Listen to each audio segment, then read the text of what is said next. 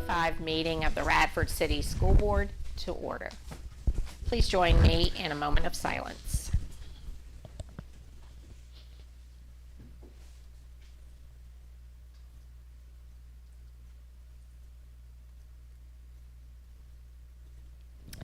Now, if you'll join me in the Pledge of Allegiance, we're going to be led this evening by our students, Samara, Jackson, Abigail, Ember, and Molly.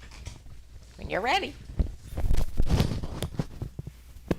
Pledge allegiance to the flag of the United States of America and to the republic for which it stands, one nation, under God, indivisible, with liberty and justice for all. Thank you.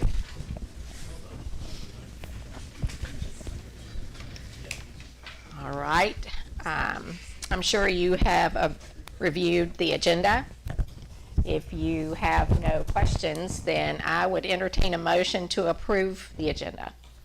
So moved. And is there a second? Second. Any discussion? All those in favor say aye. Aye. Opposed? All right.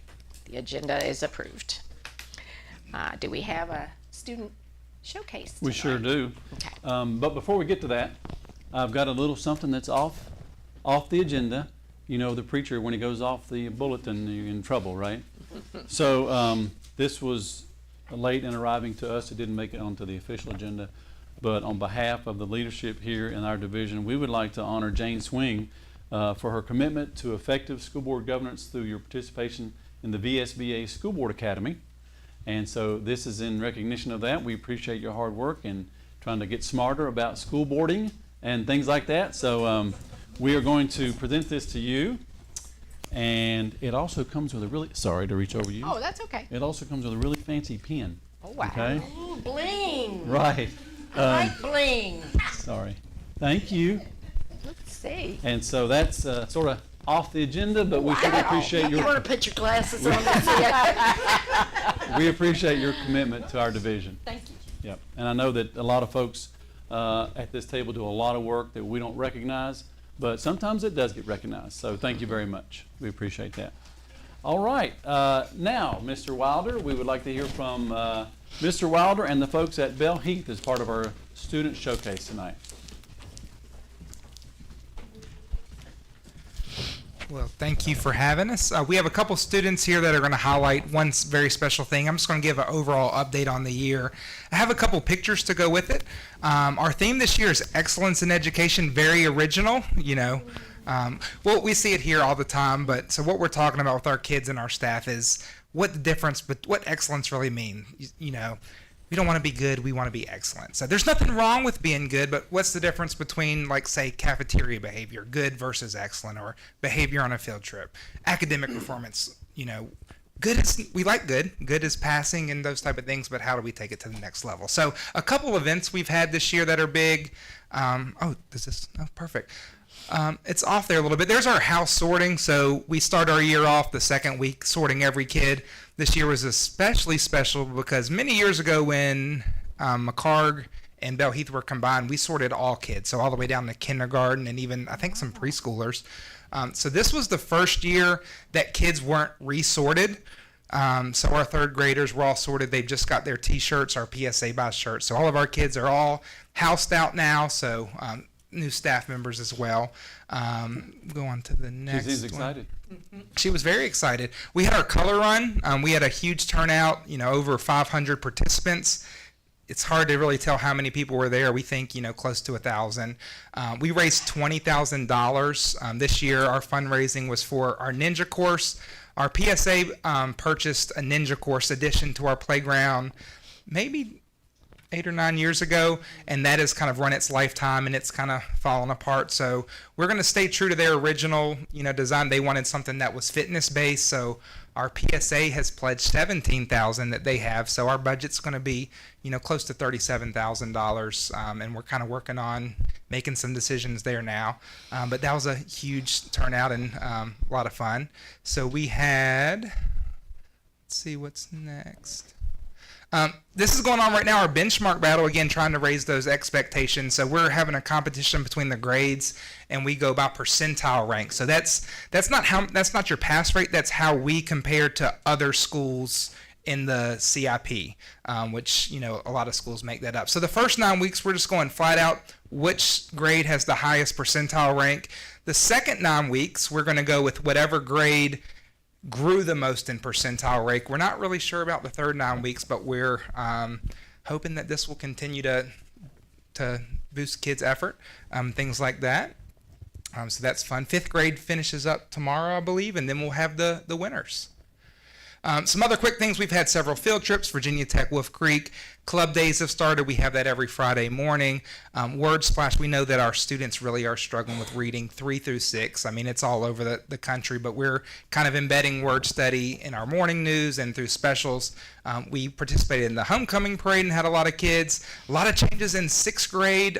This is the first year that not only have they changed classes, but different kids have gone to different teachers, so it's not the same group of kids traveling throughout the day. We have an advanced math 6 class, and then we have a new elective, which our friends are here to talk about, and this is probably our favorite thing out of all the things we've shared. So I'll pass it off to Miss Z. So as Mr. Waters said, we have our wonderful 6th graders that are middle schoolers in an elementary setting. So last year we decided to let them choose an elective. And this year we added band to our elective. So Mr. George comes down from the middle school and does morning band, and this is a year-long endeavor. So these kiddos with all their other classmates in band have signed on for this for the year, and it is amazing to be in there. If you have a second to stop by, they are already just blowing it away. These 3 lovely ladies are representing the band group, and they're going to tell you a little bit about themselves, their name, their instrument, and what their takeaway is from band so far. So we'll start with Miss Molly. I'm Molly Francis and I play the clarinet, and the thing I love about band is how I can express myself through the music I play. The way I play, whenever it's loud or soft or in between, shows my personality and emotions and lets me make the music my own. Miss Ember? My name is Ember and I play the trumpet, and basically I'm talking about responsibility and how to take care of it, because doing it you need to take care of your instrument, because that's basically one of the main points of it. And Miss Abby? Hello, I'm Abigail Morris. I play the trombone, and I'm here to talk about the I forgot the word again. Collaboration. The collaboration and compassion that goes into creating band music and what goes into creating and playing in person. Yeah, Abby made a really good point. She said it's like we're all individuals, but when we come in, we have like that goal to work as one unit and collaborate together. Very insightful from these 3 and their band members there. Do you have any questions for our lovely? I might jump in real quick. Yeah. Mr. Saunders has taken this and absolutely ran with it. This decision was made pretty late. I think late July. It was maybe a week or 2 before kids got there, and there was a lot of stuff that I just didn't know about band. He's like, "Well, I'm ready, but what about stands?" We're like, "Oh, let's look at the stands. We got to help with that. What about instruments? What about a space? Oh, I didn't think about a space. Cafeteria. What about some, smart board projector?" And he's gone above and beyond in making that just a real special class. It flows so naturally now. I'll like walk in and he has it set up, and then the kids all help. And like Ember mentioned about responsibility, as soon as that is, they go to the last second before they have to switch and go to their next class, and they all just jump in, and you guys have a good routine, and they're responsible about keeping up with their instruments and their music, and it's been really neat to see the progression of them getting started, because the hope is that they will continue on with middle school and high school band and explore some maybe different instruments, or stick with the one they started with in 6th grade. Questions for our band representatives? I would just say thank you all for taking advantage of the opportunity. I started myself in band in 6th grade because it was the first chance we had back then, a long time ago. But it has done great things for me over my life. And Mr. Saunders, you're right, he's fantastic. He really takes it, he owns it, he loves the students. I hope you guys understand that too. And he's a big advocate for everyone. So I'm glad you guys are right, and you're 100% right, dear. It gives you a chance to express yourself and your personality, and maybe sometimes find some people with things in common that you wouldn't have otherwise realized. So, thank you all again for participating in it. It's wonderful. You did a good job. Very exciting. Yesterday, I had the pleasure of reading in Miss Rader's class. And Miss Abby, when we were talking afterwards, she said, band is the best thing y'all ever done. Don't take it away, keep it going. And I said, well, you need to come to the school board and talk on the microphone. And here she did it. She is tonight. Now that's funny. Anything else you guys want to share? What about Ariel's? Well, and Ariel had a good point too. We had another student that we just brainstormed and talked about what our takeaways. Hers was just to like continue this. She even mentioned there's scholarships available through Black Band programs so really looking at the future. And I asked them today because our other electives, art, music, they switch like halfway through the year at our Christmas break. And I said, how is it like being a year-long program? And Abby and some of the others were like, we like that. We like, being involved in something year-long and seeing the beginning and the end that way. So. I like having year-long specials and stuff like that because I like sticking to one thing and one thing only, or I'll forget about what happened that one time. Me too, Abby, me too. You can see that they'll be in the same performances that the winter concert and I guess the end of the year concert. So, Yeah. Thank you, guys. Thank you.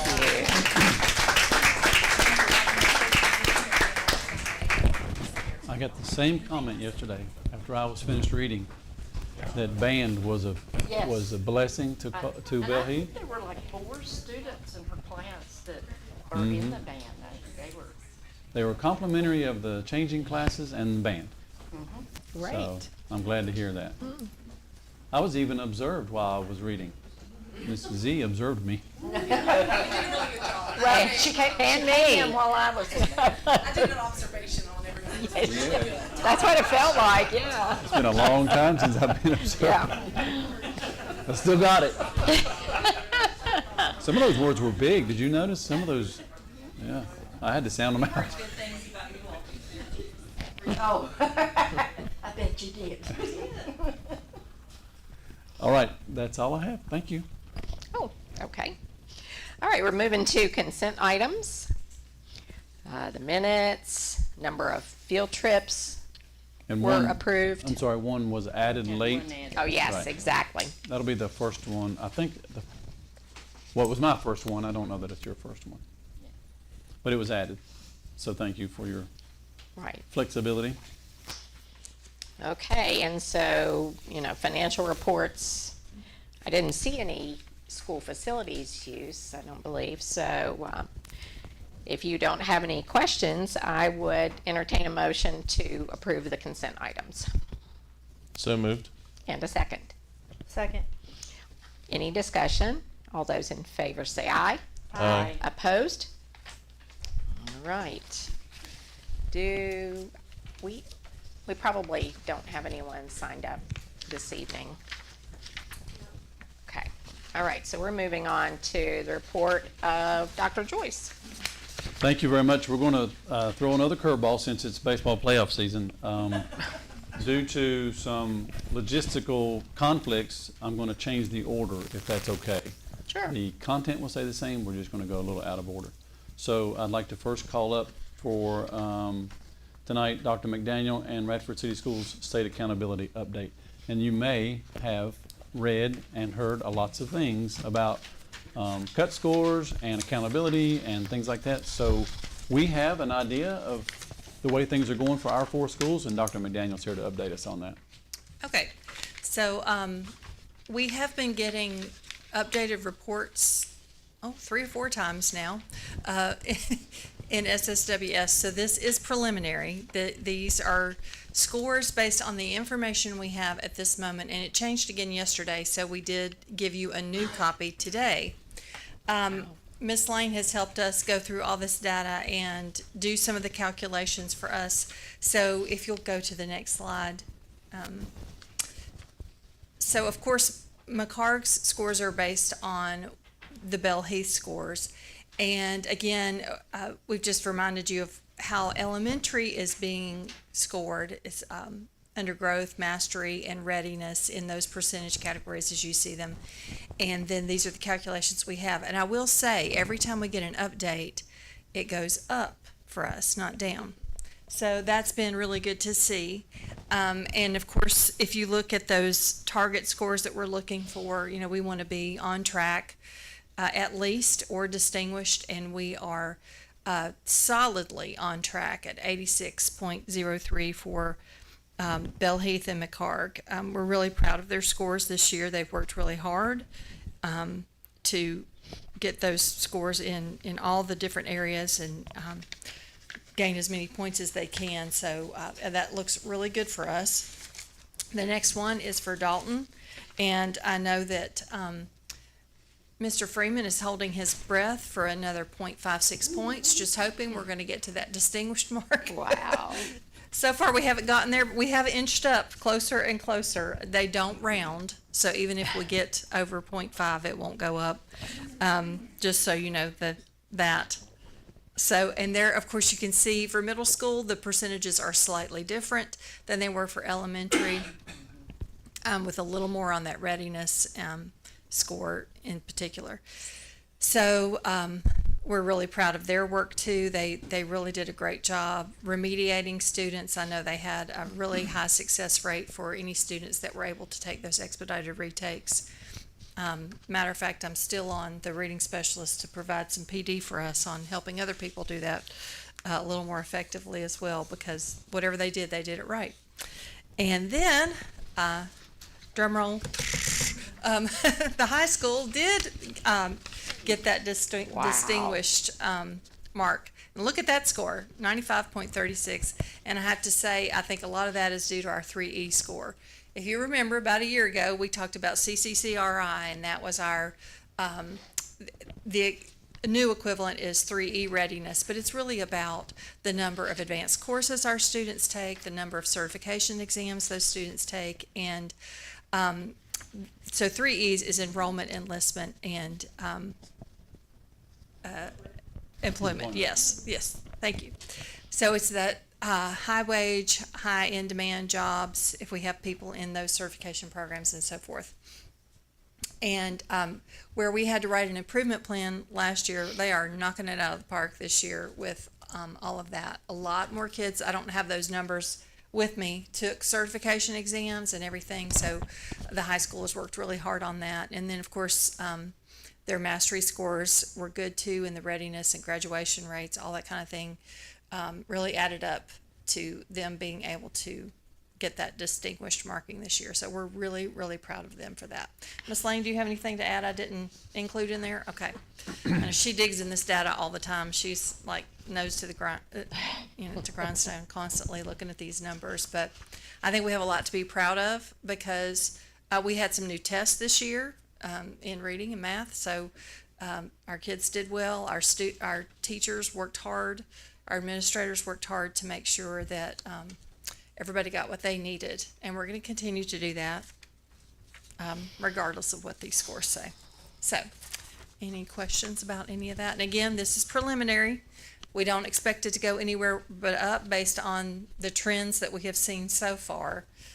So, we were originally told we were going to get our final scores last week, and they would be released to the public today or tomorrow.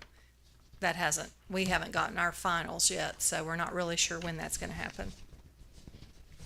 But If there's no number for EL progress, does that mean it means we didn't have enough students for it to count? Yeah. That's what I thought. And, So only at Bell Heath did we have enough. and this is expected to go public when? They had told us this week. I hear the audience laughter from the. No timeline. Oh, yeah? Well, so, if it's confusing to you, you're not alone. money we were It's confusing to me, and it's confusing to the folks in Richmond. But these numbers won't go down, so we have a lot to be proud of, like Dr. McDaniel. Unless they really made a big mistake, Well, but I right, don't think unless- they did, because Right. we had to review some other spreadsheets during the summer. But anyway, looks good. Also, while I'm talking about academics, you probably saw our math books. They're right out here if you want to look at them, or if anybody else out there that's listening wants to come in and look at them. We have forms on the wall. You can fill those out. It's also linked on our website. Some of the materials you can look at online. Our math textbook committee is meeting on Monday. I have started getting in samples for social studies books too. We're going to start that process soon because if you know about the House bill that requires us to have curriculum in all of the content areas, really. We already have something for high school for science that we are committed to through 2029 that's going to meet those requirements. And so we're just trying to make sure we have curriculum materials, which a lot of our teachers are using CIP materials, which we feel like are very solid. But we're also just trying to supply them with as many high-quality instructional materials as we can in all of our content areas. So I just want to make you aware of that as well. And any questions about that? Okay, that wasn't on the agenda. And then the other thing that I have to present, is it okay if I move on? Yes, ma'am. Okay, just rolling with it. Is I thought you might like to hear about what we have going on this month, because October is Anti-Bullying Awareness Month. And I know it's something that comes to you quite often as school board members, and that you might want to know what we have going on. So I met with all of our school counselors at the end of September, included our school psychologist, our behavior interventionist, and invited any principals that wanted to come as well. And we just talked a little bit about making some plans for this month to be really intentional about getting that message out for anti-bullying, see something, say something, all those kinds of things. And then, of course, Red Ribbon Week, say that fast 3 times, also falls this month. It's the 23rd through the 31st. And our school resource officers are involved in that as well.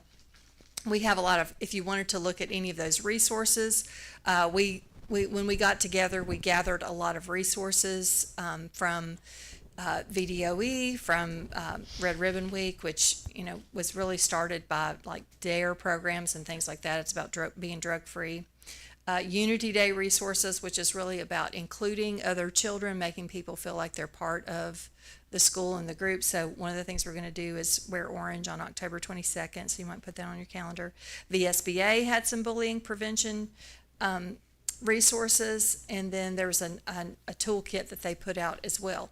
So we shared all of that, and then if you don't mind going to the next one. So each school has given us a list of the things that they plan to do this month, or some of these things have already happened or are happening. They are doing kindness lessons in the classroom, talking about what friendship looks like. They're having a banner for all their kids to sign. It says McCarg 2526. And they're making pledges to be kind and to have a healthy mind. And when they're in library, they're reading books about bullying and talking about being kind. And then, of course, Red Ribbon Week, they're having announcements during that week. The kids are going to draw their future selves, and we're hoping to hang some of those up here when we get a few of those back. And then, of course, they're going to participate in the Unity Day activities on the 22nd. And then Bell Heath, they're making anti-bullying posters. They're doing a kindness bingo. I'm not sure exactly what that looks like. They have announcements that they're sending out, and they're trying to use definitions each week of what it means to be kind or to be a bully, and to look for that. They're having a spirit week for that, and then during Red Ribbon Week, the SRO is doing a lesson with some of the older students about making those healthy choices and being drug free, because we know we have to start that education really early. Mm-hmm. And then, of course, at the intermediate school, they're also doing lessons on bullying through their health classes. Peace Line is going to come in and speak to students regarding healthy relationships. They're putting out some resources on social media. They're doing school announcements. They're using Newsella, which is an online program we have that has lots of articles and information. And then they're going to participate in Unity Day. And the students are going to complete a pledge to support those who have been hurt, treat others with kindness, and be more accepting of differences, and include those who are left out. So really, we're just trying to bring more awareness in all of these things. And then for the high school, they have the Unity Day. Of course, they're going to have through the Bobcast, they're sending out messages with that for Unity Day to wear orange. And then they have a Unity Day flyer that they're going to put on social media, and the Bobcast again for Red Ribbon Week is going to do some announcements, and also through social media they're going to share that. They've got some swag they're going to hand out, some bracelets and pencils and that kind of thing for Red Ribbon Week as well. And then there is a website called Natural High where students create videos and share through Bobcast about things you can do that make you feel good and that kind of thing. So I just wanted to bring that to your attention this month, since it is something we want to be focusing on all the time, but particularly we thought it was important to share with you the things that we're doing to try to be proactive instead of reactive when it comes to bullying. Any questions?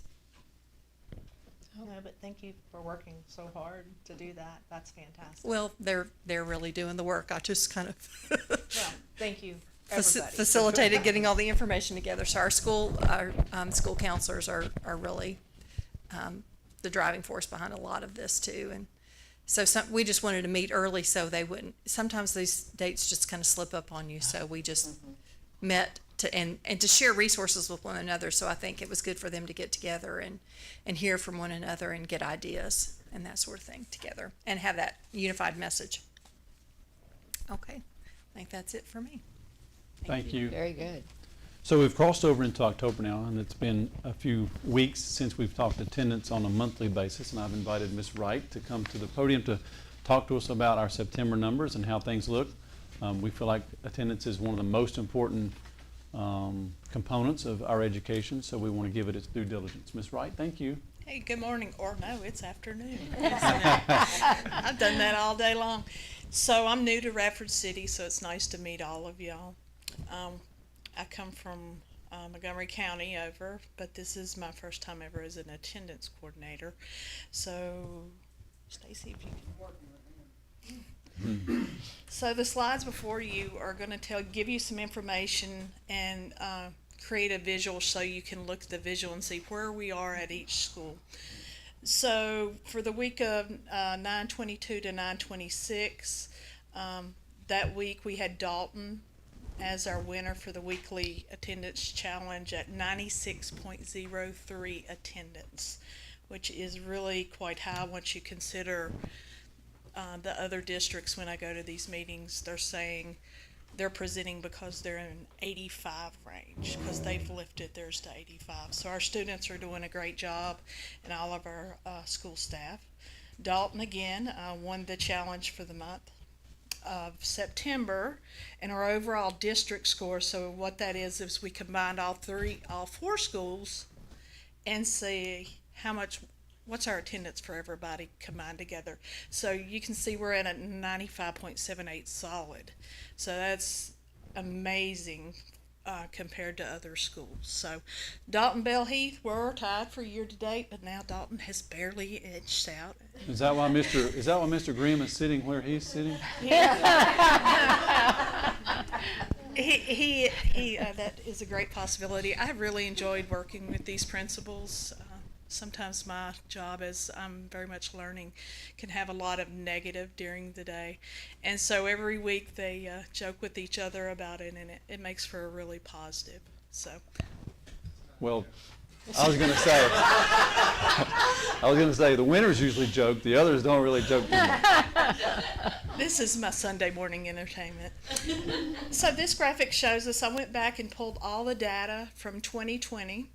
And you will see 2021, 2020 is when we're COVID, we're going online. The attendance is right up there at 97. Then we drop. And so we're coming for the high school. We have raised up some this year.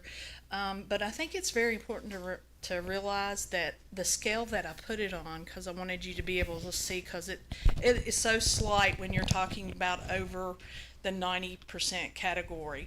So if you look at the numbers on there on the left-hand side, we're looking at the 90s.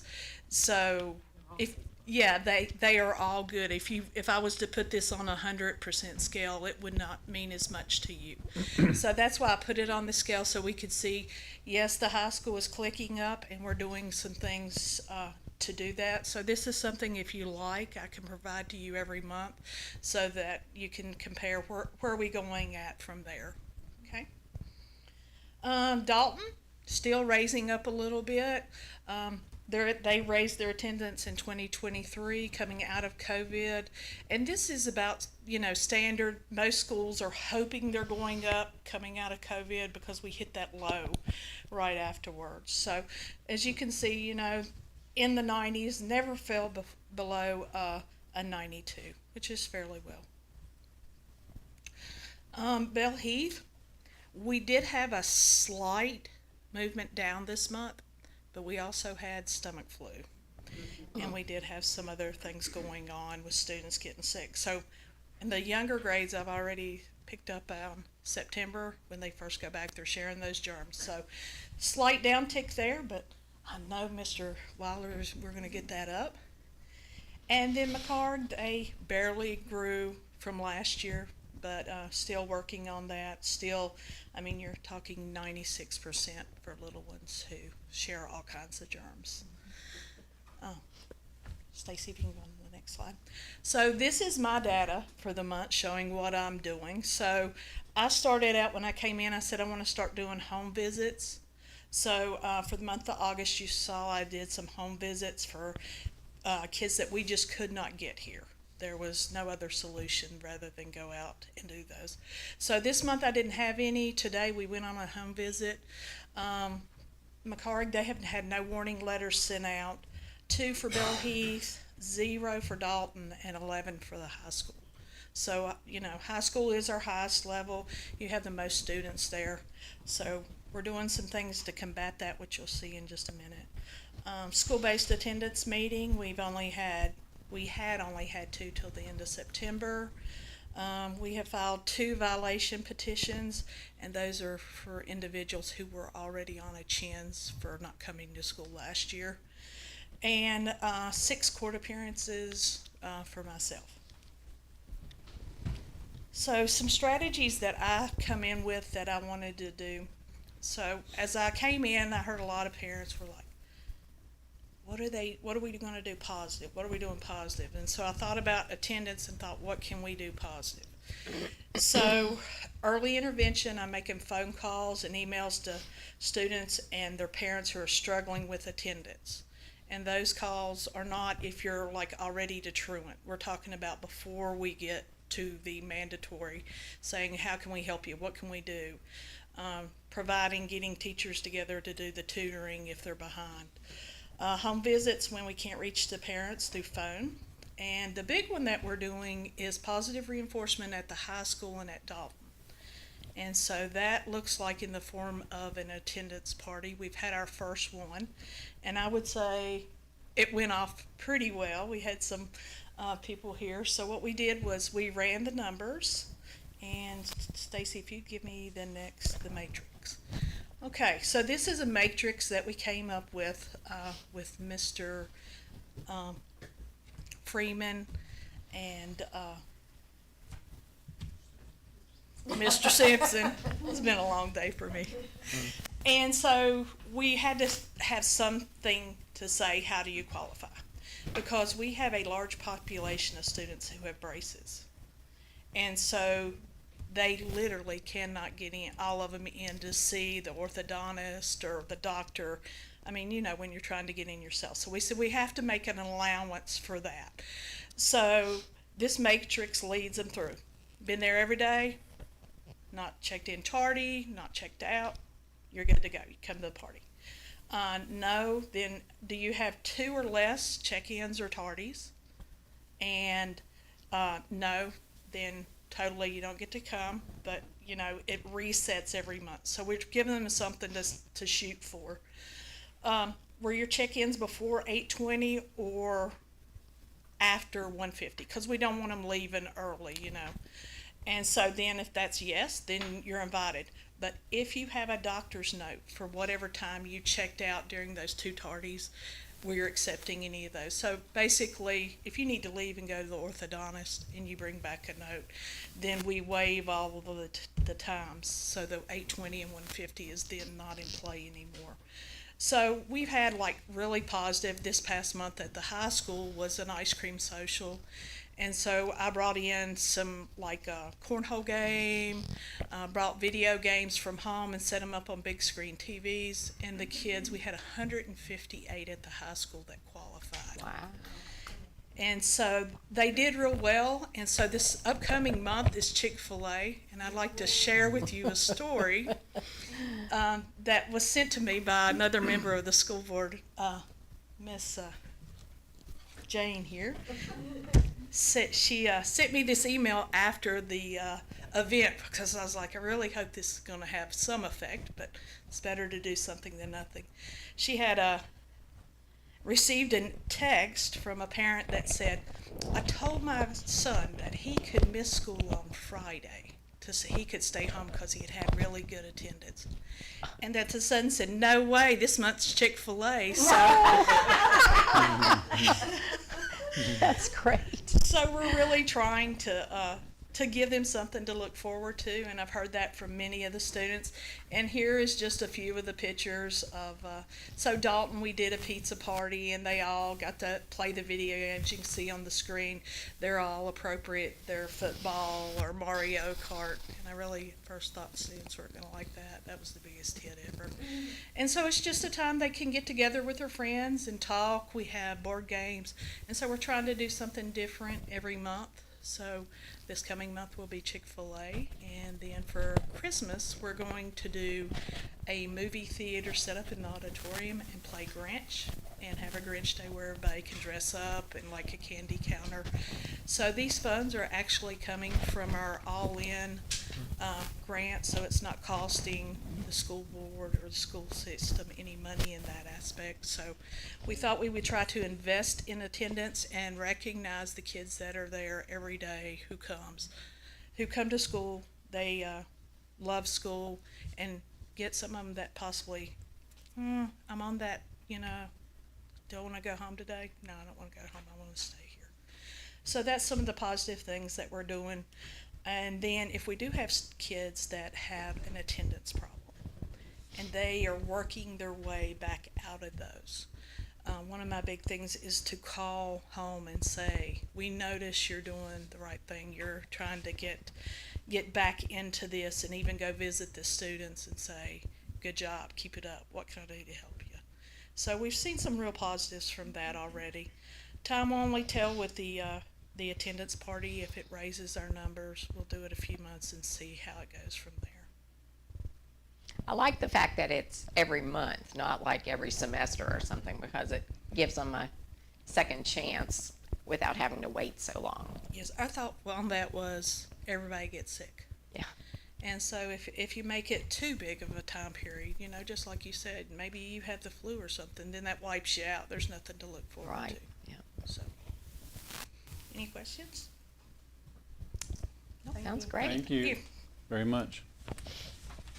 Okay, continuing to go out of order, we're going to bring to the podium now all four principals one at a time to present their comprehensive improvement plans, and we'll begin with the high school with Mr. Simpson.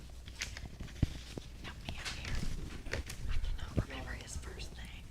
Over here. Yeah. Having a senior moment.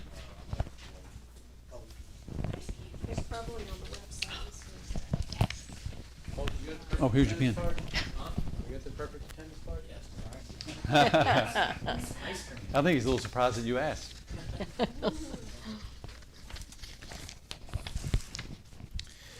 Good evening. Thank you for having me. So for our school improvement plan this year, grouped it into two categories, readiness and mastery, based on the new accountability system. So our first two goals are under the category of readiness and focusing on attendance. So a lot of repeats here. You can notice that Ms. Wright's name is all over this document, collaborating with us as administrators to track and hold kids accountable for attendance and recognize it. So our two goals here are to decrease our chronic absenteeism rate from 24.5%, which is what it was last year, to less than 20%. If you noticed on the slides Dr. McDaniel shared, that number that we had for attendance was we got the least amount of points for attendance. So that's definitely a place that we can improve. Chronic absenteeism is 10% or more of the school year. So that's the percentage we had last year. We'd like to get that under 20. And we'd also like to decrease student tardies. We've talked about that a couple times at meetings, by at least 10% compared to last year. Which is a little tricky because we have to figure, if I didn't give this disclaimer, we would look really good because kids have less opportunities to be tardy to class this year because of the block. I could have just said, oh, look, we have less tardies this year. So we have to prorate that number. They had 7 chances to be tardy to class last year, and this year they only have 4. So we'll do the correct math there and be honest about that. So the action steps you can see listed, we started by identifying students who were chronically absent last year and worked a watch list that Ms. Wright had and made that early contact with those students. The sharing of the data, posting on social media, the incentive activities that she just talked about. And then action steps 5, 6, and 7 are the meetings. So the school-based meeting and the process that's in our policy that we follow. And again, Ms. Wright is on top of that. She is every day, her office is in the main office there at the high school, and I see her on the phone all the time, contacting parents, holding meetings. She's doing a great job with that. And all those meetings are meant to be, like we do a good tag team. She has to talk about the law, and she said, I'm going to have to say some things that sound mean, but then school counselor and administrator can say, well, here, how can we support you? And so we've been tag teaming that very well. Action step 8 there, we do have weekly, what we call tier, since inevitably comes up. So how can we support their attendance there? Number 9, it is about consequences. For our older students, they I think our numbers tend to dip because they have more autonomy. They're older, they make their own decisions, and so we have to hold them accountable. So we are doing the penalty hall system for students that have between 3 to 6 tardies. If they get more than that, they may be assigned ISS. We are also assigning social probation. This is somewhat new for us this year, so we're tracking it by class. So if you come into school late and you miss first block more than other classes, or you check out early and you miss fourth block, if you miss 8 or more classes per block, then we're placing you temporarily on the social probation list until you earn that time back. So that goes in with number 10, which is night school. So night school is open Monday through Thursday, 3 to 7. So as students might be placed on social probation, we always tell them, we run that list every Monday. Ms. Wright helps us with that. We'll call a kid on Monday and say, hey, you owe us 3 hours of night school. If you can earn that time back this week, then you can come to the football game or you can come to the homecoming dance, and just give them an opportunity to earn that right back. We don't want to just say you're out. We want to say, well, not only do we need you to earn the time back, but you missed a lot of instruction. So night school, there's a teacher, there's an instructional aide there that can help them get caught up in their classes. And also, it really does help our metrics, because anytime a kid comes to night school, we can log it. Mr. Dye helps us with this. The state, we call it flex time. And so they actually include that time as time served at school when it comes off of our chronic absenteeism numbers. So those are all the things that we're doing to help with attendance. Any questions on those before we move on to next? All right, the next category is on mastery. And so we did set a goal for math, reading, and science. Those are the focus areas that the state had. And we chose to look at percentiles because, as we mentioned, the cut scores are changing. Feels like a moving target. How do we know what our pass rate should be? And so we're setting our goals based on percentile in the CIP consortium, and we're basing it historically on our performance last year. So for example, math last year, we were in the 70th percentile. We'd like to increase that to the 75th percentile. Last year reading, we were already in 92nd, so we're going to aim for the 95th percentile this year in reading. Science was a little lower. We were down in the 36th percentile last year, and we would like to see that increase to 50th, meaning we would be right there in the average range in the CIP. So the action steps there, several things related to block scheduling. So the increased class time, 85 minutes per block, allows for more hands-on and project-based learning opportunities, and we're hoping that's going to lead to greater student engagement levels. And we're not just going to say, here's more time. We're going to provide teachers, and we have provided teachers with PD on best instructional practices. So you can see in that middle column some of the PD that we've already done. We had several speakers come in the spring, Skip Tyler, Ms. Wall, and Mr. Deibler, and also Scott Habib came in and talked to our teachers about things like small group instruction, about student engagement strategies, about formative assessment. You know, how do we loop back and spiral back and allow kids multiple opportunities to show mastery over time? So lots of good resources there. If you get this electronic, you can click and see the content that our teachers went through with that. Also providing teachers with high quality feedback on instructional effectiveness. So as we start getting into classrooms and doing observations, there is an adjustment, right? So if we notice, hey, this strategy worked well on a 47-minute block, maybe here's some advice for how to transition that into 85. So administrators will do that through the teacher evaluation process. We have our CIP benchmark data that teachers get and analyze, and they can really dive deeply into the skills that students need to work on, and that is helpful data to drive instruction. And then finally, if students don't pass SOLs on their first attempt, to provide remediation opportunities. We'll be able to test SOLs in December this year and in May. And in the past, kids would take kind of all their SOLs in a couple days. Now they might have one of their SOLs in the fall and one or two in the spring, so they can focus on one content area at a time. We hope that that will be helpful. All right. Questions for Mr. Simpson? Thank you for putting all that together. Thank you. Thank you. Sorry, wait, I have the question. With regard to classroom observation, Yes. is there a criteria for how often you do that? Yes. Yeah. Okay. Our teachers are either on monitor status or full. So depending, they rotate, especially if they're in continuing contract. All of our new teachers up through year, where's Ms. Schul? 3 or 4, are always on full, so they get 2 full observations, which is a more formal write-up. Okay. And then Monitor. our monitor is just 1. Okay. And that's loosely based on the state's recommendations. They don't put it hard and fast to us how Right. frequency goes, but we use that as a outline or a guideline, and then kind of make it our own. It's done differently in different divisions. Yeah. We're pretty satisfied with the frequency that we observe and evaluate new teachers and teachers in their 2nd or 3rd year, and then their veteran teachers.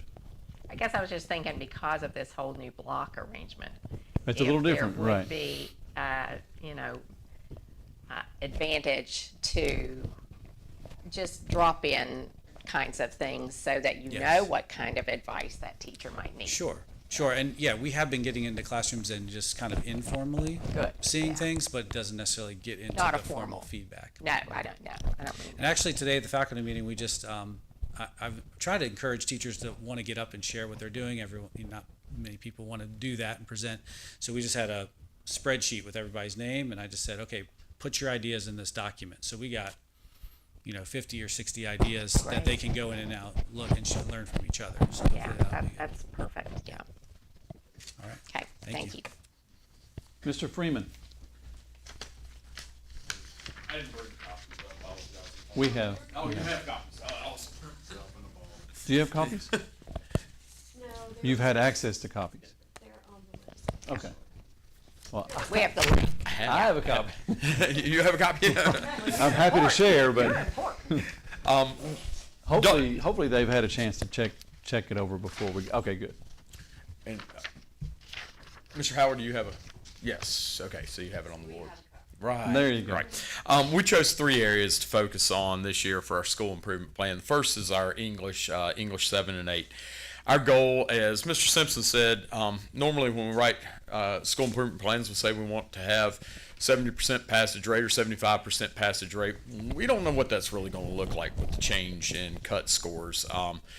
because we've taken our scores from this year and seen, wow, we had 76% passage rate in reading, and if we apply the new cut scores to that, then that falls down to about 56%. So we didn't know what the target would be, but the percentiles will still stay about the same throughout the state. So we based everything on our percentiles, and that came from the advice of Matt Hurt when we had our CIP meetings, and we're discussing how teachers should write their goals. Their goals should be to land in such percentile. So we would like to perform in the 75th percentile in our reading overall scores to increase our percentile for students with disability, the 75th percentile. This past year we were at 56%, in the 56th percentile.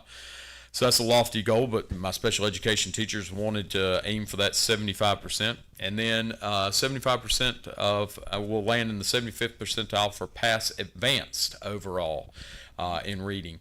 A number of different strategies to realize this goal, and most of them you'll see as you go through Connect to Mastery Connect, because it's our platform that we do a lot of our testing through. It provides an enormous amount of data for our teachers to analyze contents down to the very detailed SOL, so they can see which SOL their students are particularly struggling with, and they can go back and remediate and have interventions for our students. We'll begin our teachers have been doing weekly snapshots in English classes, just a quick 5-minute check every week to check basic skills that they've been over. It gives instant feedback to our teachers so they can plan for remediation for the next week going forward. We start our first data meeting with our first teacher workday coming up on the 20th, and have data meetings scheduled with my English, my math, and science departments, so we can begin diving deep into this data and figuring out what we need to do for interventions and remediation. We create a watch list. That's our academic inventory. And Shannon Ferguson really kind of compiles a lot of our English data and crunches these numbers for our teachers and for them to use. But we try to tier students into tier 1, tier 2, and tier 3 to provide those interventions for students that need tier 2 interventions or tier 3 interventions. We have the mid-year benchmark coming up, which will provide data, and that data really does correlate with how successful the students will be on the SOL test. It's really amazing to track these kids, and what we're looking at is for kids to grow as the year goes on. So if they score 60 on the first benchmark, we want to see that grow to 70, 80, and then they're set up for great success when it comes time to take the SOLs. For our students that are falling into that tier 3, we'll recommend tutoring services through our all-in tutoring program. And a lot of times that takes place after school, but we find that a lot of students, especially kids that are in tier 3, don't necessarily want to stay after school. So we'll try to set up interventions during the school day where we can grab them a couple times during the school day. We may have to take them from one of their elective classes, but my teachers have a designated duty period that will take on more meaning as the year goes on, because that duty period kind of becomes the tutoring period. And so to pull small groups of kids, max of about 5 or 6, and pull them in and start working on these specific skills during their duty periods during the day, so we have time to provide interventions during the day. And then one of the biggest things that we've done that we saw tremendous dividends from last year is we have reading classes, we have a reading teacher for 7th grade and a reading teacher for 8th grade. That has been so huge, because our reading classes, they're capped at 8 students, and most of them are about 6 students each. But that gives those students who are tier 2 and really that are struggling but really can grow, gives them those opportunities to have a dedicated reading class. We saw some SOL scores jump by 140 points last year. All of the students that were in the reading classes showed growth last year, except for 2 students. But all the students in reading classes 7th and 8th grade showed growth. So Ms. Morris and Ms. Hogue have done an outstanding job with our reading classes to target those tier 2 students. Math is the one that really makes me scratch my head, our area 2, and again we attack that by going at the percentile. For those of you who don't know about the SOL score, the state of Virginia said this year, they said students in 7th grade who scored a 425 or higher had to be placed in an accelerated math class. So for our 7th graders, the accelerated math class is Algebra 1. That was a score of 425. This year, in order to pass the SOL test, you have to get a score of 430. So a student who got 425 last year was told they had to be placed in an accelerated class. Now they are going to be told 430, you don't even pass the test. And don't forget, 2 years ago, about 440 or 450 was recommended for tutoring. You're correct. Yeah, you're recommended for tutoring. You need to stay for all-in tutoring, and now 425 you qualify for an accelerated class. Miss Saunders, Miss Ray, and I did a lot of calling this summer and talking to parents and say, look, your child did indeed qualify for an accelerated math class. Based on our data and our teacher recommendations, we think that pre-algebra would be more appropriate than jumping right into algebra. And some of those were really good conversations, and we talked to parents. We've had a number of students that jumped into the accelerated class and about 3 weeks into school said, whoa, that's way too fast. I need to take it back a notch. But with the moving target, as we call it, of the SOL scores, we chose to attack this again with our in the percentile, because if we score in the 75th percentile overall and with students with disabilities, and then in the advanced scores, we know we've done really well on these SOL tests. Very similar strategies. We use Mastery Connect. My math teachers give snapshots every week to gather data and get that instant feedback. We have our first quarterly data meeting coming up on the 20th, where Tammy Dye is a guru of math data and breaks it down and has it broken down by strands and knows exactly where teachers need to attack to strengthen the kids' abilities. But we'll begin those. We already have a working inventory of students, our watch list of students that we look at on a weekly basis, but we dive deep into quarterly at our data meetings. Again, with the tutoring services, same strategy we use with reading is we'll pull kids out of classes. My math teachers are teaching 5 classes this year. Last year they taught 6, but they teach 5, so it frees them up for a duty period, which is the tutoring period. And so they'll start working with small groups and tutoring. Then we also have after school tutoring, and Miss Price has started coming by. She's our math coach, and she's been coming by once a week and working with kids individually after school during after school tutoring. So she focuses her energies 1 day a week just at Dalton Intermediate School to help those kids that really need the help with math. And our last area of focus was science. Science was last year we found out we heard in December, and then we found out for sure in January. We had 24 students last year that were taking Earth Science, which is a high school level class. They're taking it as 8th graders. On track, doing well for Earth Science. We found out in December, these students also, for the accountability purposes, have to take the Science 8 SOL. And we questioned that up to the state and said, wait a minute, they're taking an end of course class, but they also have to take the Science 8, and yes, indeed, they have to take the Science 8. So we met with Miss Eye Roller and dropped this bombshell on her in January, met with the students and said, hey, you all are taking Earth Science, you got to take the Earth Science SOL test, but we also got to take the Science 8 SOL test, so another extra SOL test. It was met with, I had some conversations with parents and with some kids, and a lot of parents said, I'll just opt my kid out of the SOL. Please don't. Your kid's going to pass. And they all did in that Earth Science class. Ms. Eyeroller, I have to give her a lot of credit because she redid her curriculum to finish up with Earth Science in April, administer the Earth Science SOL test to her kids. Every single one of her kids passed the SOL test in Earth Science. She had, I think it was 46% of her students that scored an advanced score in earth science. Then she took about 3.5, 4 weeks and crammed everything she hadn't covered in earth science into the Science 8. And the Science 8 SOL covers Science 6, Science 7, and Science 8. So 3 years worth of science tested on one test.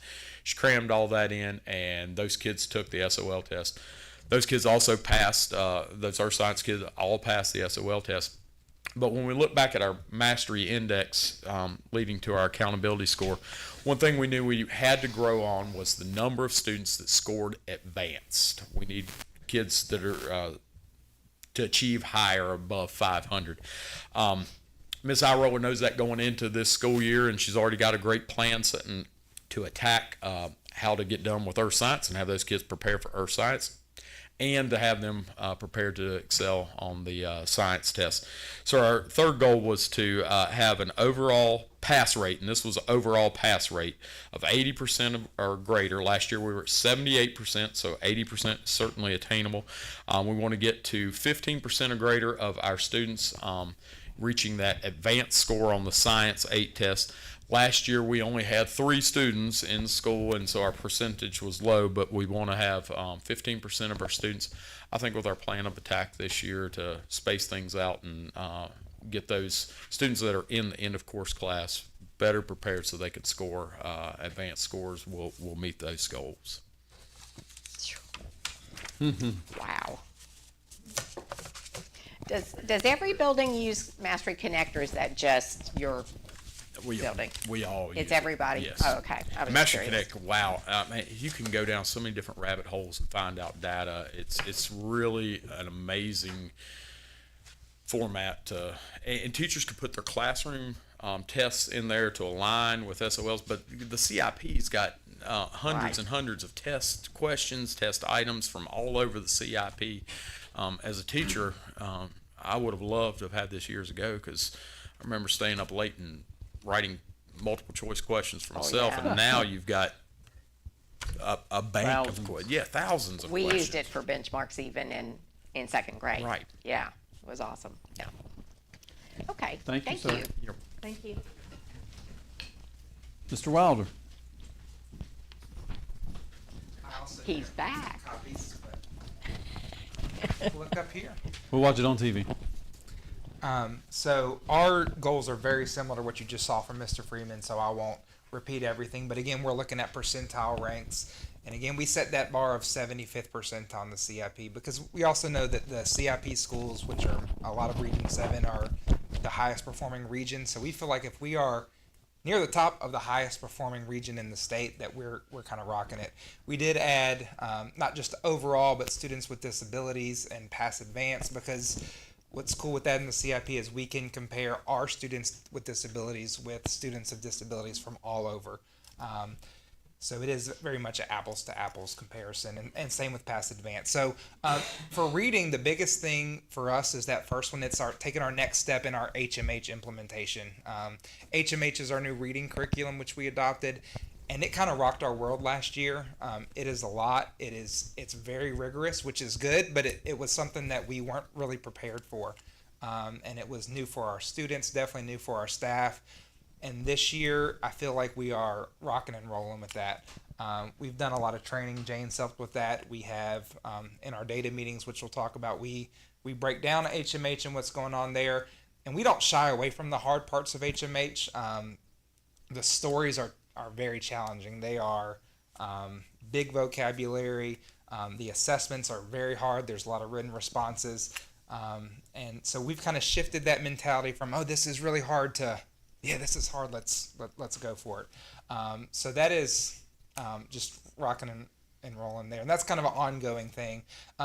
Data meetings, we meet every 3 weeks, following a snapshot. So we give a snapshot every 3 weeks for reading. We do use the HMH ones.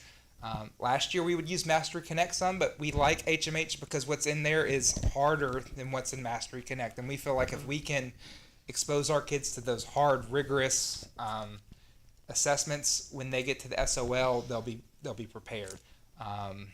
We'd rather train hard now and knock that out. So when we meet for our data meetings, what we do is we always look at the 2 or 3 most correct questions, and we talk about what's going well there. Why is that working? And then we take the 3 or 4 questions that the kids struggled with the most. And from there is where we really make our actionable steps. We have a morning news program where we take the weaknesses and we put them on Mondays, a 3rd grade question, Tuesdays, 4th grade, Wednesdays, 5th grade, then we hit 6th grade, and then Fridays usually just kind of an all-encompassing thing. We try to find trends, so like today we had a meeting and summarizing. It was the 3rd grade level where summarizing main important details was on there. So we can kind of share that with other grade levels. So, our 5th grade teachers can let our 3rd and 4th grade teachers know, hey, we're struggling with this, and we can do some stuff that we might not see the benefit of right now, but over time we'll continue to see. So we do that every 3 weeks. The 3rd one is always the benchmark. So the data meetings we're having now are the benchmark. We pull all the data ahead of time, so when teachers come in, it's a quick 25-minute meeting. We already have the most missed, the most correct, all the pass rates, and so what they can focus on is discussion and then actionable steps instead of spending all the time collecting data, which again Mastery Connect helps with, because as soon as the kid hits submit, it pulls it all anyways. All in tutoring, and kind of we look at this every 9 weeks with our benchmark. So we built our original tutoring list off of previous year's SOL tests for 3rd graders. We looked at our vowels, and then we can add and take away kids as we please and as we need to. We have 3 options. We have before school, during school, and after school. We really prefer before and after because we don't like to pull from specials. And sometimes we'll get pullback or pushback from families that are upset about their kids being pulled from specials. But we have 2 other options. In the afternoon, we have transportation provided. In the morning, we don't have transportation, but if after school is a conflict. So we have lots of options. Our teachers are tutoring all day long, and they're really working hard on that. We have Read 180 intervention, which is our new intervention for reading. Does it go down a little bit? Maybe it might be another slide. So Read 180, part of the reason we picked it is it's tied to HMH. It's HMH is the brains behind it, and that's taken a little bit to get going because again it was a new program. But I would say now we are really rolling with that, and that happens daily. That's what our title teachers are doing. That's what our special education teachers are using. And then there's a classroom component that the teacher can introduce as well. The last thing is we've started something called Word Splash, because what we've found is that reading, and not unlike other areas, we're kind of at crisis levels, I think, of our kids just are really struggling with reading. It is not uncommon to find a kid that's 2-3 grade levels behind reading, having a 6th grader that can't approach a 3rd grade text. And so we're trying to, when you have that problem and you have a 6th grader, there's not a lot of time in the day to really focus on word studies. So we're trying to find what are those small little nuggets where we can do. So we have a sound or a word or a prefix and suffix of the week. We do it on the morning news. Our specialists have a content specific word. So like last week it was SH was the sound. So on the morning news we talk about it each day. There's something different kids can submit. We share winners. But in music, Miss Fisher's talking about sheets of music, and we're just trying to embed that all throughout the school. So that's for reading. Our other big one is math. We only picked reading and math at the elementary level. Mastery is a big part of the new accountability. It's the most heavily weighted category. So the exact same things. Our kids know 75. Our teachers know 75. That's kind of the buzzword is the 75th. If we can go down to, can I go down? There we go. So number 1's mandatory for us. It's Reflex Math. Reflex is a math fluency program. It's kind of computer adapted, and to get your green light, that's kind of the goal. It's about 12 minutes of working on your computer. May take a little longer for somebody that's rolling. It may take a little less. It's designed to keep kids uncomfortable but not overwhelmed.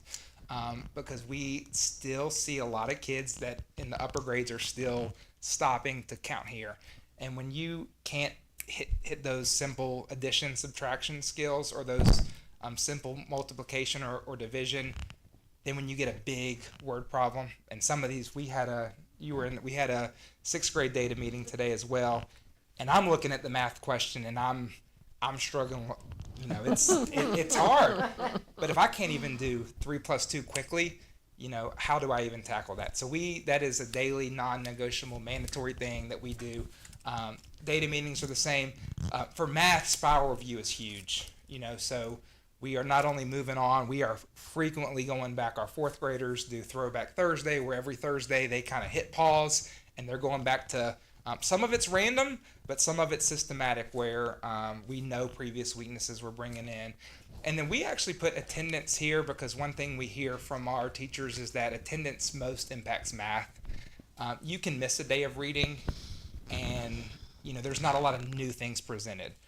If you miss one day of math class, it might take you a long time to get caught up, and we don't have the ability to just pause every day to catch you up. So we really loop attendance into math because we feel that's where the biggest impact is there. So yeah, that's it. Any questions? The good news about reading is that you're going to have all of these VLA kids coming now, a steady stream of VLA kids, where we should probably see the fruits of the labor that's happening in McCarg. They'll show up at your place. Yeah, So, we've already seen that with HMH, you know, where McCarg also started HMH last year fully. We see our incoming 3rd graders, you know, they are kind of, you know, already rolling with it. good Great. deal. So, Good deal. thank you. Thank you, Mr. Wilder. Thank you. Mr. Keister?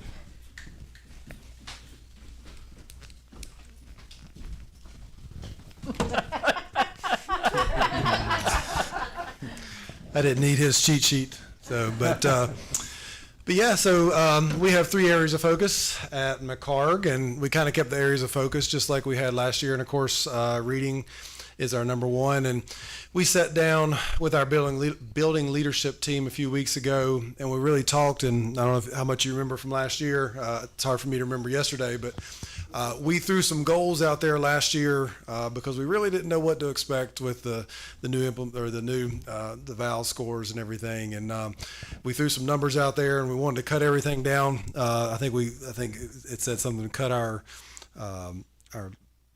I think it was the high risk band by 50% or something. I can't remember exactly what it was, but it was funny that we actually hit those goals almost right on the head, each one. So, which was pretty funny. But so when we sat down with them, and we really wanted to see, you know, which way do we want to go with setting this goal this year. And the teachers and the building leadership team were really adamant about, we really want to cut the number of students, we want to, the percentage of students that move a risk band. So I went back and went through all the data that we had last year. And out of the students that fitted in this category, so if you're in a tier 1, obviously you can't move a category. I mean, you can increase your number in the tier 1 or the low risk band. Sorry, I'm getting all my terminology confused. So really, if you were in the moderate or the high risk band, is the only chances that you have to move, right? So I went back and calculated that. We had just over 70% of our kids last year move a risk band. So we wanted to bump that number up a little bit this year. So we set it at 80% of the students identified in the high or moderate risk band in the fall of the VAL screener that will demonstrate growth by moving at least one risk band by the spring. And so last year, like I said, we saw about 70% of our students move at least one risk band. A lot of them move 2 risk bands. Now, looking at the numbers this fall, we have seen some regression over the summer, some of that summer slide. But I think this is where the teachers really set on, you know, that they wanted to focus.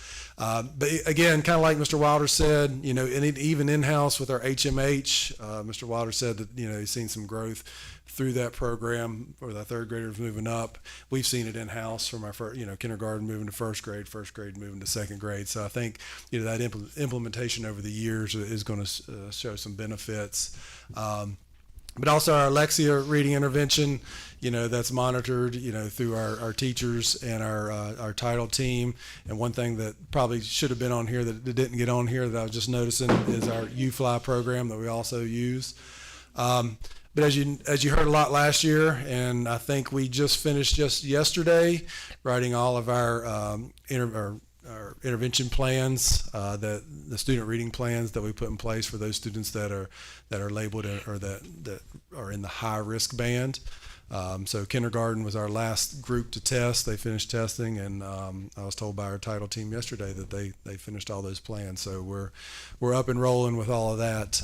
But also, we have our PLCs weekly, kind of like the data meetings that Mr. Wilder was talking about it. But we have those, and each week we focus on something a little bit different. 1 week's reading, 1 week's math, 1 week we try to focus on interventions and behaviors and that type of thing. Sometimes it gets thrown for a loop. Like last week, we had our partners from the VLP come in, and they provide a lot of good. We actually were able to have an hour and a half, thanks to the school board and Jane. We had an hour and a half for each grade level to sit down with our VLP representative and really brainstorm and talk. And I thought it turned out really nice, and I think it gave our teachers some time to actually communicate, or not communicate with one another, but really sit down and collaborate with one another. So thank you guys for everybody that put that together. Our second area of focus is math. And again, we at McCard, we don't have a lot that we can base our math scores on. We don't have the SOLs. Second grade does. They do have the benchmarks. A little bit skewed there because our first two benchmarks start off that the teachers read the test to all the kids, and that's by the CIP puts that out as a recommendation.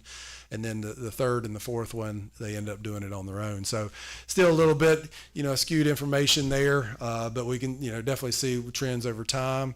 But we kind of left it this area of focus pretty much the same, but we want to enhance our Tier 1 instruction in mathematics, aiming for a minimum of 10% increase in student proficiency, as evidenced by the VKRP data and kindergarten and CIP benchmark for first and second grade. So again, we're using those targeted interventions, talking about some of this through our PLCs.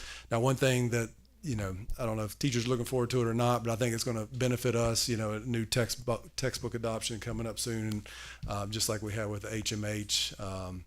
So, we're looking forward to what that'll bring with us. But just having those interventions, met daily through all those programs. All right, Stacy, next one. And then our last area of focus was our chronic absenteeism. I went back and kind of looked at our data over the past couple of years, and I was surprised to see our chronic absenteeism 2 years ago was just under 20%. So we were 19.4, I think is what it was. As you can see, this was one of our goals last year, and we were at 9.3. So in 2 years, we cut it down by 10%. So even though we are the lowest chronic absenteeism in the district, we had a lot of attendance data up there earlier that didn't show any McCarg on there, but we are the lowest in the district. I'm not bragging, I'm just putting out basic information. But I still want to keep that as a focus because I think it is important for the kids to be in school, and so we want to bring that down just a little bit more. So we set that at 8%. But we talked about some stuff that they're doing. Last year we incorporated the brag tags that just absolutely went over. It was tremendous. We had kids telling the nurse that they were going to come to school sick so they could get their brag tags, and we've actually added the brag tags to our morning announcements when you get shout outs. So we got 2 different sets of brag tags going on, and I think it's really good.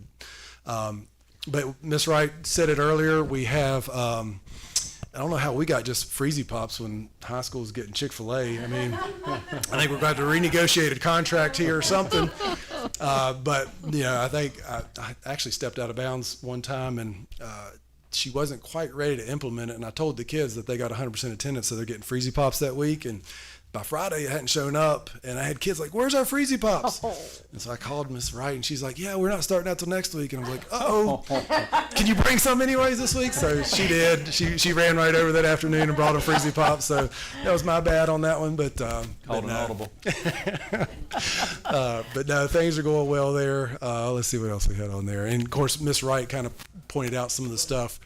Contacted families, and education, I think, has come a long way. Social media posts, we did a lot of that last year, and some of that's continuing this year. But I just want to see the chronic absenteeism continue to lower.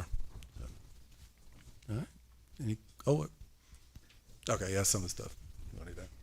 Stacy keeps popping new documents up there for me. All right, any questions?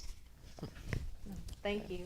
Thank you, sir. Thank you, sir. I would say not relegated just to you, but to all four of you gentlemen. Something that occurred to me when I was listening to the presentation. One, as a data analyst for almost 3 decades, I loved everything I just heard. So I know a lot of people are kind of zoning in and out, but I loved it because that's my bread and butter for 3 decades. But it did occur to me. I know we have to have these meetings, and you gentlemen presented very directed, very poignant, very comprehensive data. But I was reminded, because of my background and my history, my time at Radford City Schools, of one of my favorite American authors and something that he put in one of his books that stood out. Whenever he was being presented in a story with a lot of data from a fictional production manager, he said, okay, I get that, but how are they doing? How are the students and the employees doing? You know, what we've heard in the conflicts, my reason for that, again, as an analyst, every day I have to look for the mystery in the numbers. You know, what here doesn't belong. So when we're looking at and Mr. Freeman, I think you took a pretty substantial hit for everyone whenever you're going through the numbers, and it's like, okay, 425, you have to go to an advanced class. 430, well, you just passed. Then it was 440, 450, you have to get tutoring. Right. It's an ever-moving target. So that's where I think, for me, the reality with my experience is analytics and data are ever-moving. They're ever-changing. And I've had the good fortune recently to spend some time in your school, and I love it. It emboldens me and reinvigorates me. And when I go back to my office, one of the 8 that I have, I left your school that day and went to the office, and they were all like, what did you do today? Mm-hmm. And please don't do it tomorrow. Because I was so energized by everything that had happened in the school. It was great. So I would just politely ask for all of you gentlemen. I mean, again, great job, a lot of information.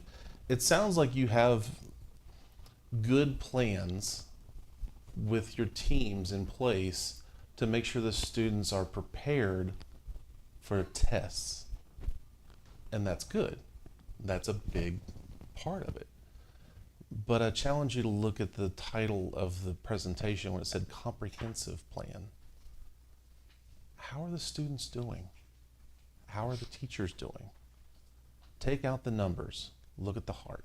That's what our community is. I know you guys do a great job of that anyway. Again, I've been in your schools, I've helped in those, and volunteered in the community as well. I know you guys do that, but don't lose sight of that. You know, it's easy to I love getting lost in the numbers. You know, Carrie and I talk about it ad nauseum, and it's almost boring to everyone else around us. But don't get lost in the numbers. Don't get lost in the performance to a test. Every now and then, take a step back, be a casual observer in your building and say, are they happy? You know, are they having a good time? Are they better than they were yesterday? And what caused it, or what's preventing it?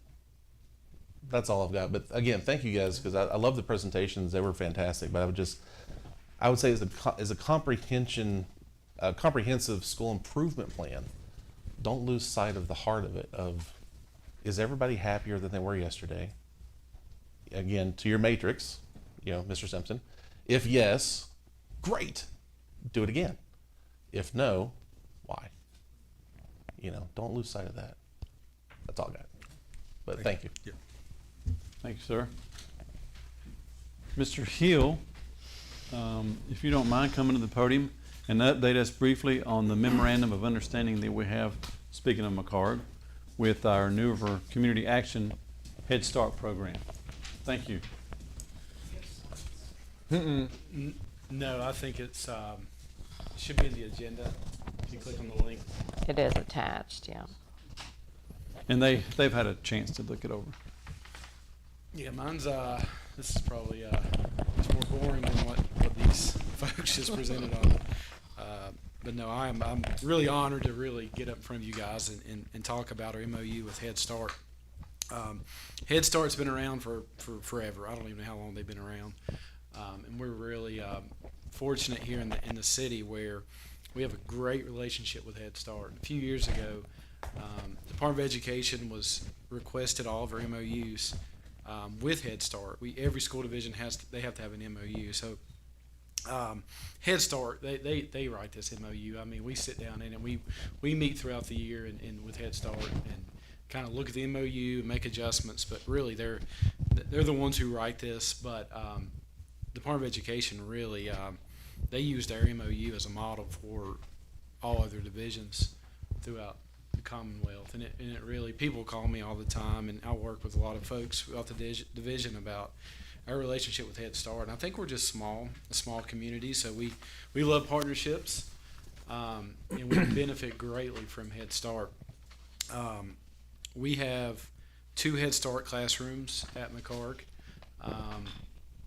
We added a classroom this year. They were renting a space down at First Baptist, and it might have been this time last year. It was kind of early on, and we always had the 1 or 1.5. We blended classrooms about adding another Head Start room to McCarg, and for us, we benefit because we have around 40 Head Start kids that are in McCarg.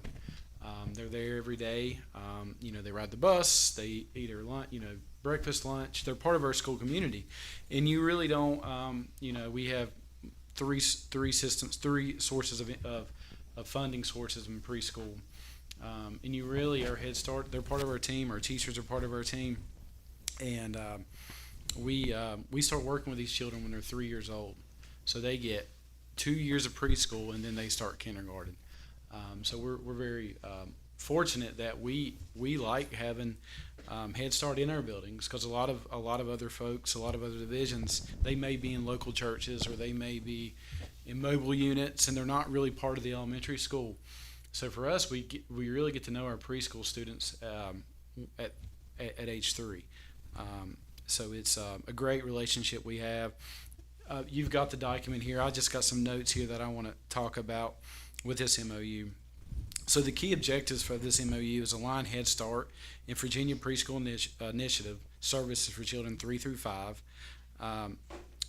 We support children with and without disabilities through coordinated evaluations. We promote parent engagement, understanding early learning programs and transitions to kindergarten. And then we establish regular communication between RCPS and Head Start staff.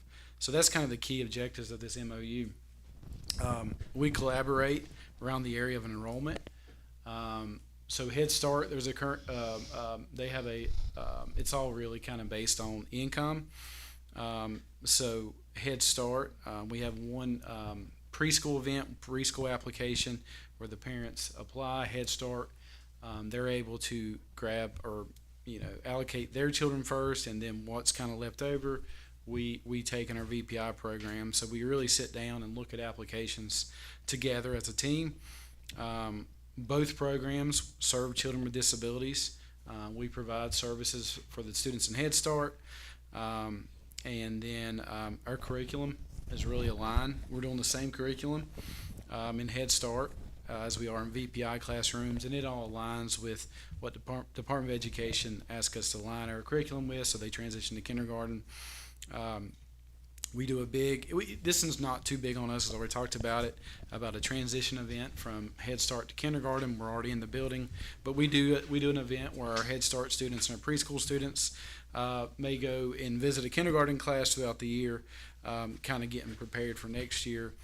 And then, we provide meals. We provide breakfast, lunch, any snack to our Head Start students. So really, it's a great partnership that we have with Head Start. Head Start this past year, I think we just started. I don't know. They're providing transportation. They're driving some buses for us. I know it's been in the works. So we have some Head Start staff that are driving buses for their students. So they're helping us out there with transportation. All around, it's a great relationship, and we're we really couldn't do it without them. It really starts in early intervention, we know all about attendance, and we feel that we get them in early. We get our students in early and establish these good routines. And when they're 3, they're 4, they go to kindergarten much better prepared than if a child wasn't in our preschool program. Have any questions? Yeah. Thank you. Thank you, you Mr. so Hill. much.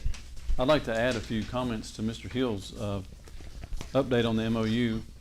We do have a very robust, positive relationship with these folks in some of the ways he talked about. So we're happy to have them as partners here at McCarg. And it really, they have their own administrators and their own teachers and their own set of rules, but it puts a pretty good burden on Mr. Keister and Ms. Larimer to take care of, they're still feeding the kids, they're still in charge of transportation when they get to their school. So it's a partnership that adds a little bit of, to Mr. Keister's plate, but he's handled it very well. In fact, if you'll take one of these and pass it down, we just found this out yesterday, that McCarg Elementary has been honored by Virginia Quality Birth to 5, which is the VDOE's branch for early childhood, as an honor roll member of Most Improved.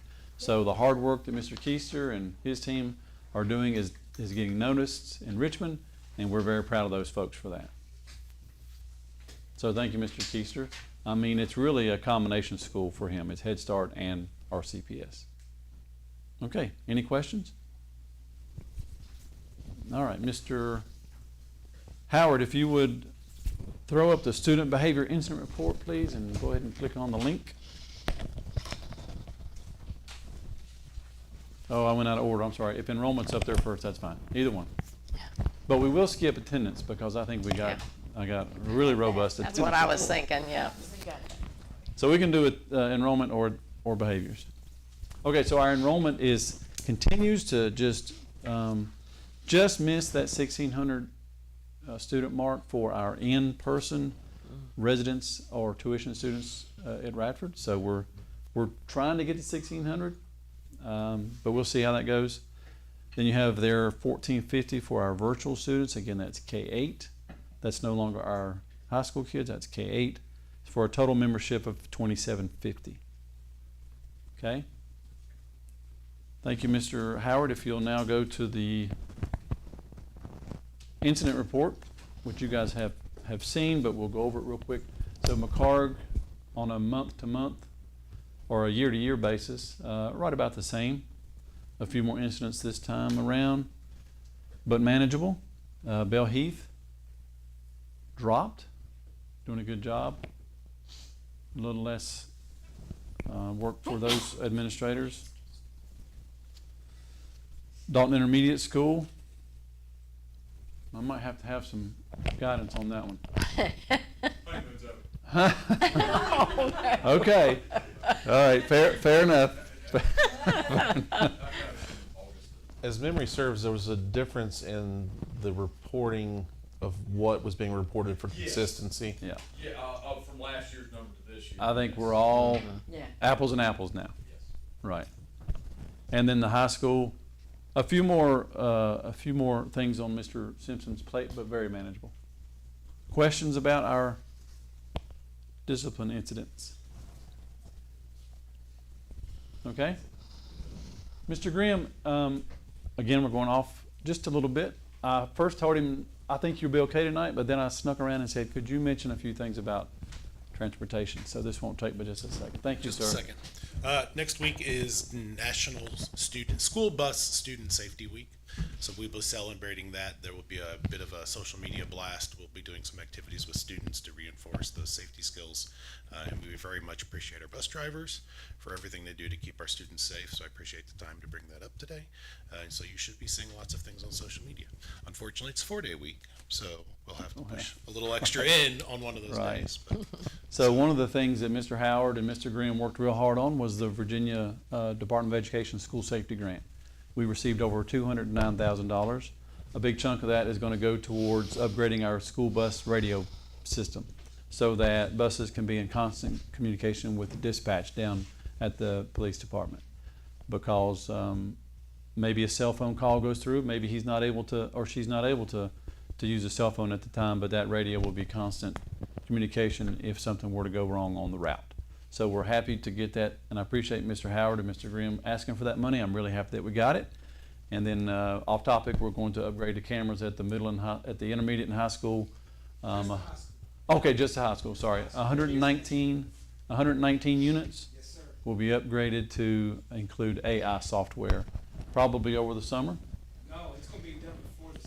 Okay, good deal. They're in the process. It's probably not right now. Nice. So we're going to go from an older analog. I don't know if that's the right term. It is. It's older analog. We're going to an IP-based camera. So we can incorporate next generation technologies like artificial intelligence that can do ID scan.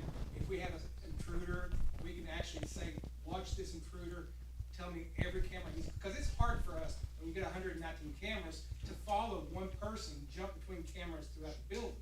Well, the software, if we go that route, can do that for us.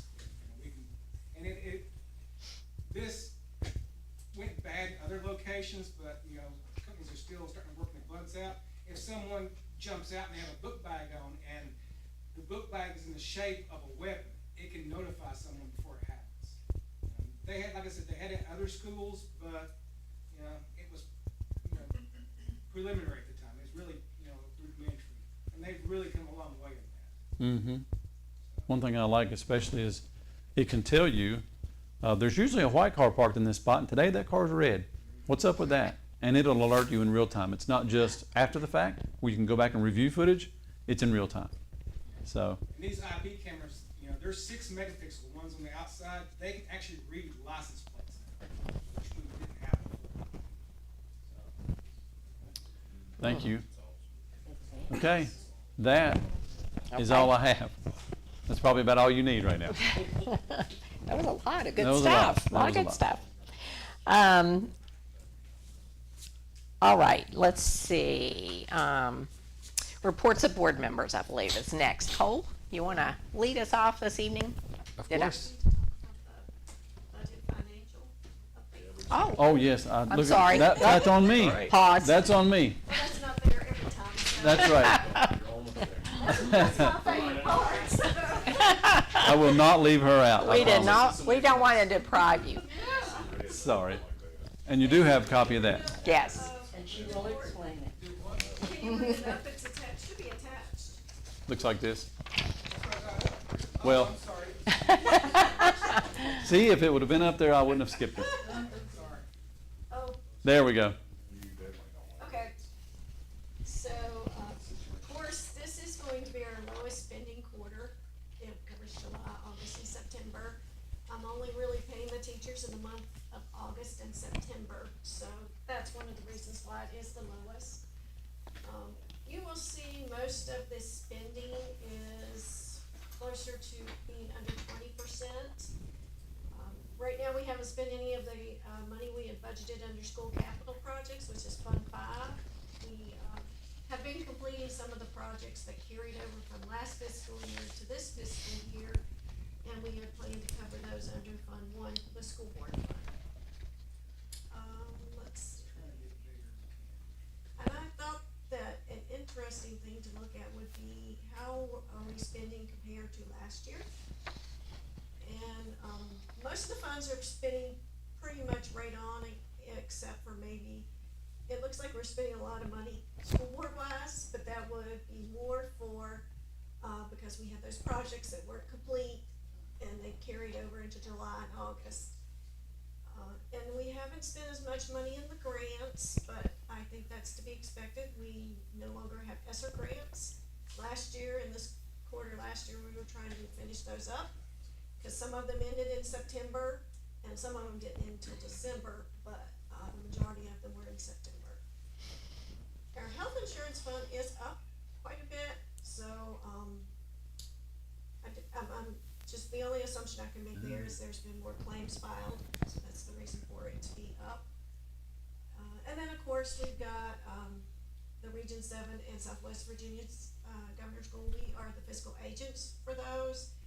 So we do not have we can't really control how they're spending their money. And so there is the first quarter, and I think it looks pretty good. I don't know if anybody else have any questions. If you think it looks good, then that's good for me. I say that every day. With the health insurance spending being increased, and I think you're probably right, it probably is with claims filed, that sort of thing. When is our renewal on that? Is it next year or year after? I think we have a renewal like every year. Okay. So, we'll definitely have to be spending some time looking into that. If this trend continues. Flintstone vitamins for everybody. Happy thoughts, maybe a walk around the new track, and Flintstone vitamins for everybody. There Right. you go. Thank you, Ms. Long. Okay. All right. Now, I'm ready. Cole, you ready? Okay. All right, so to start off with our sports at the high school, obviously I'm a little biased, but I think our sports compete at a high level, as they always do. Our fall season sports are beginning to approach playoffs and come to an end as winter sports are starting to begin their preseason, so it's kind of in that transition phase right now. For golf, last Monday the golf team finished 4th at Regions. Hunter Christ was named first team all-region, and Alex Nicely was named second team all-region.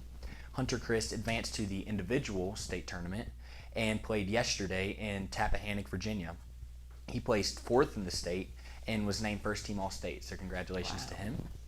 Our volleyball team is doing amazing right now, and they have a record of 16-1. Last night they beat Glenver and swept the sets 3-0. And then they're going to have their last regular season home game tomorrow against Carroll County High School at 7 p.m. So they're approaching their playoffs and their postseason.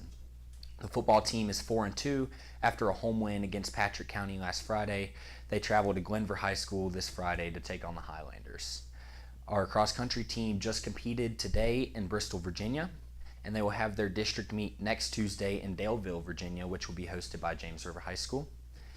Our RHS band has now finished their show, which will be performed the full show at the next home football game. This Saturday, the band will be traveling down to Bristol, Virginia for a marching assessment and an invitational competition. So good luck to all our sports. Radford's homecoming went extremely well.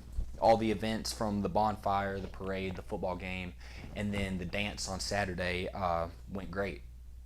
Our students had a big blast doing that. So thank you to the SGA for working hard on making the week just enjoyable for our students to take part in. Continuously meeting, not just on club day to prepare for future events. Continuously meeting, not just on club day to prepare for future events. The FFA is now raising money to go to the national convention, which will be in Indianapolis at the end of October, where a group of 6 students will be attending to learn more about leadership in agriculture, everything involved with FFA. A few weeks ago, RHS held SPA, or Seniors Prepared to Achieve Week. During this week, seniors were able to come to the library during lunch to work on their ACE applications and just general college applications. They were also able to participate in pop-up budgeting workshops to learn about budgeting and also get lots of help and support just with general things to help prepare for their future, which was a great opportunity for our seniors. It was essentially just a college application week, but it was more inclusive to all students who may be entering the military, who may be going into the workforce, to where everybody can prepare for their futures. Last week in the library, there was another ACE informational session and a FAFSA workshop, which was available to seniors, but also their families, so that their parents could come in and help them work, again, to prepare for their futures. And there were a lot of professionals who were present, very helpful in making the process go very smoothly to make sure our families felt comfortable in this transition phase. Other opportunities are available to all high school students, such as career exploration trips to NRCC for Trades Day and First Responders Day, and also our Bobcat Career Chats will be starting back up. The Bobcat Career Chats happen on Fridays, and they bring in professionals from our area to just chat with students in a very casual conversation, and that just helps open students to broader career fields, to learn about things that they wouldn't otherwise have. The class of 76 provides pizza to all students so that they can be comfortable, eat pizza, and just learn about different career fields in that. So it's a very great opportunity for students to learn about different careers around us. Our PSAT is coming up on October 29th for our junior class. all 11th graders will be able to take this test free of charge. So thank you to the school board for making that happen. It's a great opportunity because it, one, the students are able to prepare for the SAT, but it's also a qualifying test for the National Merit Scholarship Program, where if they do well, then they can qualify for that, maybe get funding for college and things like that. So thank you all for making that opportunity great for the students to take the test. Tomorrow marks the end of the first quarter, which is halfway through our first semester. Our students are continuing to do well, as they always do, and are now taking their midterms as they prepare for our second semester. So, yeah. Thank you. Very busy times. Thanks, Cole. That was Busy, excellent. busy. Excellent. All right. Anyone else? There's, like I said, a lot going on. On the 18th of September, I had the honor to attend the Region 7 Virtual Academy meeting, and we covered a lot of information. Per their standard, the meeting took about 20 minutes to get started, to make sure we had a quorum. We did achieve a quorum, which was nice, and the meeting itself took a total of 13 minutes to complete. So they're succinct and direct with these things. They don't play around. But there was a lot actually accomplished there. We received the director's report and fiscal agent report, things of that nature, and also some, there was a request for some hourly support that was approved. So, and that's going to be covered under some existing funds, so it won't cost anything to anyone else. There is some discussion about potential pricing structure changes and how that operates and how we're going to make that happen. So as that does come up, we'll be sure to pass that along as long as that's approved. So we'll go over that. But a couple of things that had occurred, as I mentioned before with Mr. Keister, I had the honor and pleasure to come out to not only McHarg, but also to Dalton Intermediate and Radford High School for the annual Lions Club vision screenings. And as much as I do enjoy my time at Dalton and Radford High School, because you're always very accommodating, always very, very nice, and it's a great facility, man, my heart is absolutely at McHarg. Because when you go over and you see our young Bobcats, and they're just so energized and so excited, and I'm just a big old teddy bear when it comes to those kids, because I buy a roll of stickers, and you can get a kid that age to do anything for a Lion sticker. So if you didn't know, Mr. Keister, I'm sure you do, but listen, I need you to look at this machine and watch the little bouncing ball. I need you to do that for 8 seconds, okay? 8 seconds doesn't sound like long until you're actually trying to do it with a little kid. So we actually had that, and then, the buyout the whole time. I've got stickers stuck in my hand like some kind of terrible poker player. I'm like, if you're good, yeah. So anyway, that was a fun day, and it happens every year, and it's so much fun. Inevitably, one student's going to come by and say, "Can I see my picture?" Because if you're not aware, the spot machines that we use to test the eyes do look like cameras, old large cameras. Inevitably, at least one person wants to see their picture, and when they see it, they go, "That does not look anything like me." I love their honesty. And you're like, it doesn't. It's just a drawing of your eyes. And then every year that I've been over there for the last 3 years, knock on wood, at least one student looks at everyone volunteering and says, "Can I have a hug?" And that's the only right response to that. When I'm 6 foot tall and I weigh a lot more than I should, but when you get a little kid walk over and go, "Can I have a hug?" Shame on you if your answer is not yes. Hey, you know what? If you'd have asked, I said yeah. So, it's now. There's a couple students at the high school did ask for hugs, and I'm like, fine. But they were band students, and I've known them for a long time, so it was okay. But inevitably, it just warms your heart. And we did have a unnamed superintendent who came by, and I think he was disappointed he didn't get a sticker. And I didn't get to see my picture either. Or get a hug. To be fair, in the last two, you didn't ask. So, I'm pretty sure, there's been a lot of paperwork if any of those things happen. But so it was a lot of fun. That was on the 18th and 19th. I personally scanned over 400 students' eyes. and we were able to help identify some students. You know, for me, it all begins with that, and I'm partial because I have eye issues. But sometimes a student who's struggling, we go back to the testing scores and things like that, the first and easiest question should be, can they see? When's the last time they checked their eyes? You know, if you're not familiar, and I lecture on this every year, the spot machines that we have in each and every school now that were assisted to get there by the Lions Club, those are roughly $10,000 a piece. You know, they're not free pieces of equipment, but they're extremely great pieces of equipment.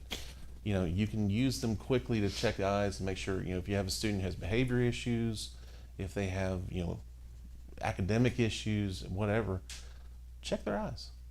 You know, find out quick and easy. The nurses all know how to use them and they're experts with it. You know, so, and like I said, ultimately it doesn't matter what age it is. I promise you, Mr. Simpson, you're not immune, my friend. The students at the high school love the stickers too. So, you know, you have to add a few more rules of please don't put that sticker there. But, you know, outside of that, they all love them. But that's what I had here recently. I will add to Cole's point with the band, because I'm a recovering band kid. The first competition they actually had for the season, they did an outstanding job. You know, be proud of these athletes, but for sure. First place for percussion, first place music, and third overall in a AAA level competition. Wow. And that was at the George Wythe Music Festival. So they do have a very big day coming up. If you haven't seen, they have a request out on Facebook right now that they have a need for some volunteers, because they have a long, long day. All of our student athletes do many times, but the band kids are in that crunch time. You know, this is their playoff performance, so they entertain us all on Friday nights, and quite literally Saturday morning rolls around at the crack before you can see the crack from the other side of dawn from the time they get there in the mornings, and they're loading up those trucks and off they go again. So if you can, go out and support them, give them a little love. If nothing else, say, you know, thumbs up, good job, guys. But that's all I got. Okay, who's next? I'm short and sweet, kind of, but you're not that short. 6 foot. I mean, so 1 out of 2. we had our Dig Pink night at the high school, and I just want to tell those involved, it was just awesome to see the community come in and help out. It is a great honor to be a part of that. It reflects on me a little bit too, but you know, to see our community come in and what the donations we got were just phenomenal, and it goes in-house, it goes to our community. So that was another big thing, instead of going out into some big organization and filter through whatever it does. But it was exciting to see that. And Miss McConnell, you know, kudos to her. You know, she spearheaded the whole thing, and everyone who she had assigned to help her, thanks to those folks for making it happen. But you know, the donations, our donors, you know, we couldn't do anything without them. So any event you do, I would encourage people to talk to more folks and say, hey, you know, this is such a great thing to do. That's about it for that. But speaking of the donations, you know, Heather Rowland, she is doing a fundraiser for her swim and dive team. And it's actually a very exciting one. Their first place, I think it's the only prize, is a half a beef. So that would be, anybody you know, stop by, see Heather, grab a ticket or two, help the dive team out. So, but that's about all I got for that. That's fantastic. Jan, do you have anything? Well, I had very little, and I'm short anyway, because I haven't been in town a lot recently.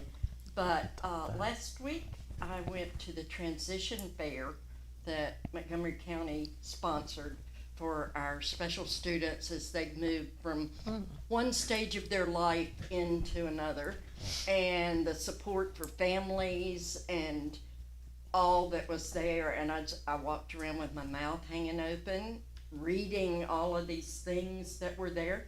Ran into a couple of students I knew there and their families, and it was very exciting. And they gave away door prizes, and I got to go pick mine up. Oh, wow. Good for Nice. you. The one sponsored by Sheeler, so maybe it's a new car. Might be a good one. Might be a good one. And then the other thing was the reading day at Bell Heath this week. I mean, you talk about the kids. Yeah. Very first question was, how old are you? But after we got past that, and then they said, well, we thought you were 50. So we got really past that real quick. That's when you just look at them and say, thank you. I did. You want to go home with me? I mean, you know. But that was very exciting and very rewarding. And then to see one of those students here tonight, after the conversations we had about being a part of your community and voting and being an activist in your community, to see one of the students here speaking was like, ooh, wow. I mean, I didn't do that, but to know that potentials. And one little boy asked me, he says, how did they set the first clocks? When they invented the clock, you know, how did they set the time? That's a great question. Carefully is said, the only answer. Well, I think I need to Google that because I do not know. I said, but why don't you find out and let me know? And I got an email today from Mrs. Schrader, his teacher, and said, this is what he researched, this is what he found out, and he wanted me to tell you what he found out. That's Wow. great. Good job. That's great. I was very impressed with that young man. How about that?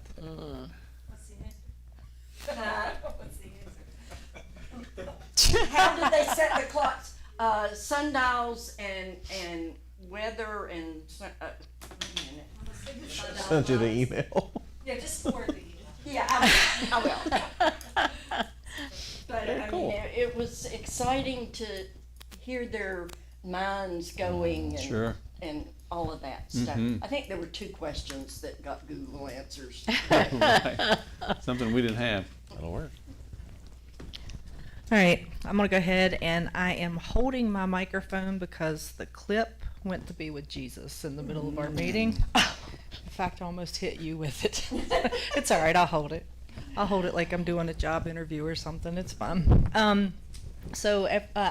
First of all, I agree with you about the volleyball game. Everything you said, spot on. But also, man, watching those kids play, that was exciting. And then, of course, you know, Gloria was helping me learn how the point system works. So I got it. I'm good. I'm good at that. So that was, yeah, it was very exciting. So everybody had wonderful things, and mine's going to be about a conference, so I'm getting ready to take it down a level. It's fine. But on September 19th, I attended the 2025 VSBA Legislative Advocacy Conference. The conference opening highlighted safety and security across operations, technology, and personnel.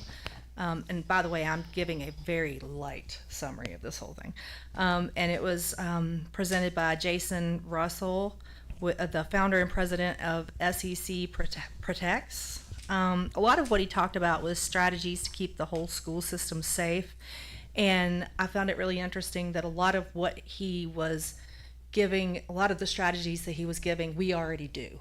And that I just love that. So I was like, oh, we did that. I was sending Dr. Joyce text messages. I was like, hey, we do, right? And he's like, yeah, I know. He was like, what are you doing right now? So I was able to like do check marks. So that was great. The next session was titled Youth at Risk, Understanding Fentanyl, Vaping, and CBD in Schools. And it was delivered by Dr. Michelle R. Pierce, professor with the Department of Forensic Science at VCU. And it was loaded with information. She explored she was talking about the rise of vaping among youth and highlighted concerns about unregulated products and misleading claims, noting that many vapes contain 97% irritants, toxins, and carcinogens. The talk also addressed the broader public health impact, including child poisoning and the normalization of THC and other substances through vaping, and urged educators to participate in prevention and educational efforts. And I think we do that. Another thing that she talked about was her department with VCU conducts testing on vape cartridges.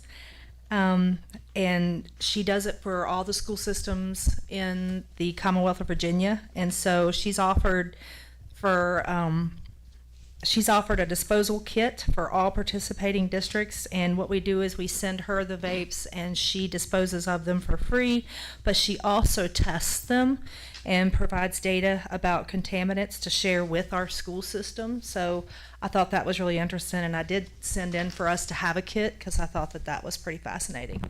The last part of the conference was entitled Making Some Sense of What's Happening in Washington, and that was by Bob Moran, principal of Bose Public Affairs Group, and he spoke on the Big Beautiful Bill, outlining potential policy directions that could impact education and social programs, including Medicaid cuts, a tax credit aimed at supporting school choice, and cuts to SNAP, with specifics still being debated at state level. So he did a long presentation on that, and so all of this was a very educational conference, and I was really glad that I attended virtually, and I couldn't wait to share. As soon as I was done, I wrote up this big, huge, long summary that they got, y'all didn't. Yeah. And I sent it to them along with slides from it, and so I couldn't wait to share that. So I just wanted to share that I did that this last month. So that's all I had. Thank you, and thank you for sharing that with us. That goes right along with one of our board goals, that when we do a professional development, we share information with each other. So I'm going to take it back down, less serious. I had so much fun yesterday, it was just yesterday, reading to Aaron Graham's first grade class. We read about young Betsy Ross and how she grew to become a seamstress and do something very important for our new country. And then I went to Miss Satterfield's class, third grade, and read about one of my favorite Americans from that era, which is Ben Franklin, because he was just such a genius and a statesman all at the same time, and we learned about his contributions, and I just was on top of the world. It made me realize how much I miss having the opportunity to read aloud to children. So call me anytime, anybody. I would love it. Whale Day is October 30th. I just want to remind everybody. I know our McHarg second graders. 20. Oh, thank you. Okay. And new location. It is at the Armory, right? Sorry, the 28th. Thank you, Mr. Simpson. And then I'm kind of a nerd. Anytime I see something that has to do with education and reading and stuff like that, I ran across this saying that studies show that laptops and smartphones have potentially negatively affected test scores in schools. And this study was done in New York City. But a solution that they found, which really works, is for students to be given 35 minutes of just reading with no devices around 4 times a week. And they found it significantly improved results, not just in English, but in math and science too, which kind of makes sense because reading crosses the curriculum. You have to use it in every subject. Okay, that's all. All right, so we're ready for action items. And it looks like I need a motion to approve the MOU for your Community Action Head Start program. So moved. And is there a second? Second. And any discussion? All in favor say aye. Aye. Opposed? Okay. And surplus? Do we have surplus? We do. We have lots of surplus. Holy cow. But these are devices that Mr. Howard has aged out that are no longer, they've probably gone through 2 lifetimes. And 1 car, Chrysler minivan. So we won't, there's pages and pages of Okay. these devices. But it's a system that works well for Mr. Howard, so Okay. I feel right. like he knows what needs to go and what Sure. can stay. Okay. Okay, is there a motion to approve the sale of surplus miscellaneous electronics and a van? So moved. And a second. Second. All right, discussion. All in favor, say aye. Aye. Opposed? Okay. And I think that is all that we need to take action on, correct? Yeah. Okay. So, Ms. Swing, if you will read us into closed session. Madam Chair, I move that the board convene into closed session pursuant to section 2.2-3711A to number 1, discuss the appointment, resignation, and retirement of employees of the school board, as well as number 2, the admission of students. Okay. And is there, the motion is on the table, is there a second? Second. All the, discussion, all those in favor say aye. Aye. Opposed? And we are in closed session.